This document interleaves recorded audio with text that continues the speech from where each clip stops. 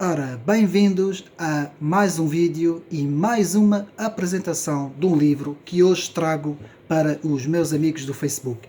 E hoje vou falar do livro A História de Portugal e do Império Português. A História de Portugal e do Império Português, de Anthony R. Disney. Portanto, A História de Portugal e do Império Português. Portanto, este livro de Anthony R. Disney saiu há pouco tempo, não é? Portanto, saiu no final do ano passado. Portanto, exatamente. E teve a sua primeira edição em 2019 e uma segunda reimpressão em 2020. E o que é que podemos dizer sobre esta obra?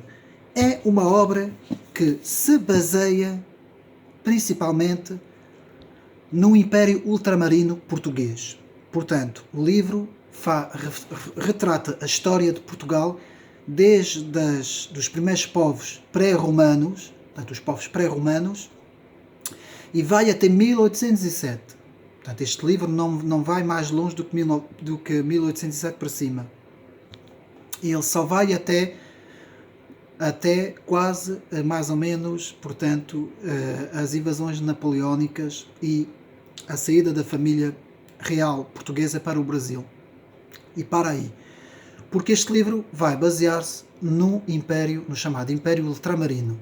E é muito detalhado ao falar do que foi o Império Ultramarino Português. Quais foram os países que foram, portanto, que estiveram na posse de Portugal, portanto, que estiveram na posse e que se transformaram no chamado Império Ultramarino. O livro é muito detalhado, faz uma retrospectiva histórica, começa, portanto, como eu disse, nos primeiros povos pré-romanos, recoltores e agricultores. Depois, a experiência romana, capítulo 2, a experiência romana. Depois, no capítulo 3, os reinos germânicos. O capítulo 4, o Al-Andalus, portanto, que já tem a ver com a invasão islâmica e reconquista. No capítulo 5, o reino medieval, portanto, o condado portugalense, de Alfonso Henriques, fundação do reino, a expansão para sul, portanto, os destinos da conquista, a colonização e desenvolvimento, castelos, igrejas, instituições religiosas, a coroas, senhores e os direitos eclesiásticos, Dom Afonso III, Dom Dinis. Portanto, o livro é muito completo. É um bom livro de história. Depois do século XIV, a formação da nação, as primeiras cidades, as primeiras universidades, o começo do capitalismo, o ordenamento da sociedade, Dom Alfonso IV, Dom Pedro I, Dom Fernando, por aí fora. Depois, a construção de Portugal de Avis, mestre de Avis, portanto, a guerra de Aljubarrota, portanto, aqui uma pequena introdução à Guerra Civil 1383-1385.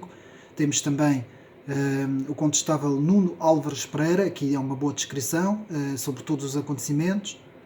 Depois temos a Idade de Ouro, que é onde vai então começar, portanto, a expansão ultramarina. E é aqui que este livro é muito forte. É aqui que este livro, portanto, é muito forte. É na sua descrição das descobertas, as primeiras descobertas portuguesas, depois a consolidação do Império Ultramarino por meio, portanto, da criação de feitorias e de várias situações que aconteceram, não é? Que nós conhecemos pela história.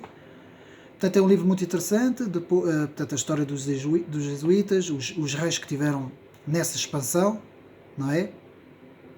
Depois temos os reis filipinos, a dinastia filipina, os reis espanhóis filipinos.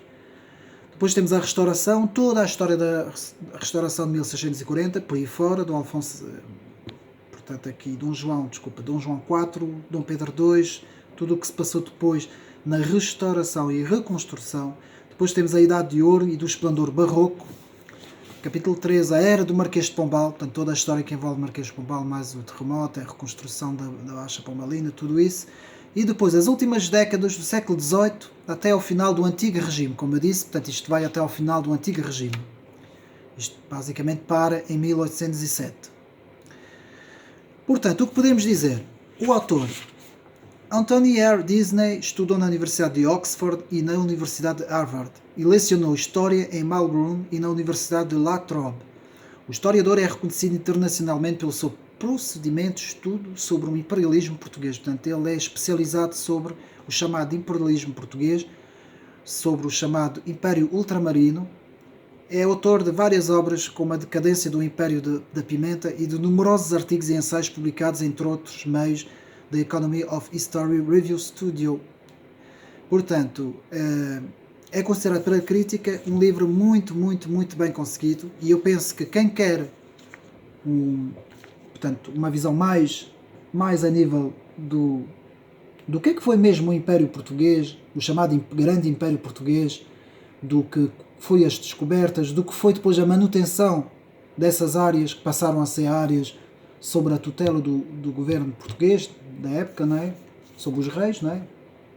Portanto, sobre tudo o que aconteceu, o Império Ultramarino, e depois só tenho pena que o livro não foque depois, já no século XX, portanto, quando esse império desabou e foi entregue, portanto, todo o vasto Império Português foi, portanto, mal entregue, e da forma como foi entregue, não é? Nós sabemos, e é essa parte aí que eu lamento não estar, porque o livro não vai até aí, porque foca mais a história em si das descobertas e do Império Ultramarino. Portanto, eu penso que o livro é muito bom e vale a pena comprar este livro. Este livro está à venda em qualquer livraria e é recente, é um livro que saiu agora recentemente, e penso que é um bom livro para termos na nossa biblioteca. Mais uma vez, obrigado para os meus amigos do Facebook e espero mais uma vez ter contribuído para uma boa sugestão de leitura. Até à próxima.